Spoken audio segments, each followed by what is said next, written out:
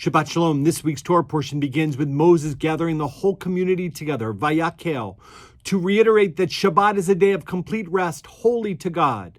Then we get the instructions on how to create the Mishkan that we've been building all these weeks. This double portion, Vayak'heil Pikudei, ends when Moses had finished the work. The cloud, symbolic of God's presence, covered the tent of meeting, and the presence of Adonai filled the tabernacle. Moses could not enter the tent of meeting because the cloud had settled upon it. When the cloud lifted from the tabernacle, the Israelites would set out on their various journeys, but if the cloud did not lift, they would not set out until such a time as it did.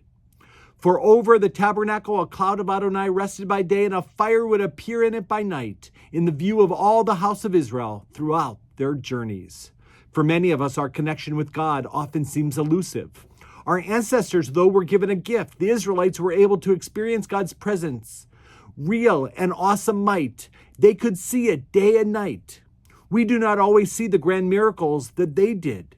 Yet if we choose to see the daily miracles around us, and if we work to create a relationship with God, then we too can have a special connection, a special relationship. Too often we are caught up in needing proof that we do not stop to appreciate what God has provided for us. Perhaps it is time to change the way we perceive God. Like Moses, there will be times when we cannot approach God, either due to obstacles within ourselves or obstacles God places before us. Yet at any moment, our lives can take a turn, for better or for worse. Our job is to experience and appreciate God in our lives on a daily basis. It's interesting that when the book of Exodus started, the Israelites were enslaved. Throughout the entire book of Exodus, we experience getting the Israelites out of Egypt and are now free.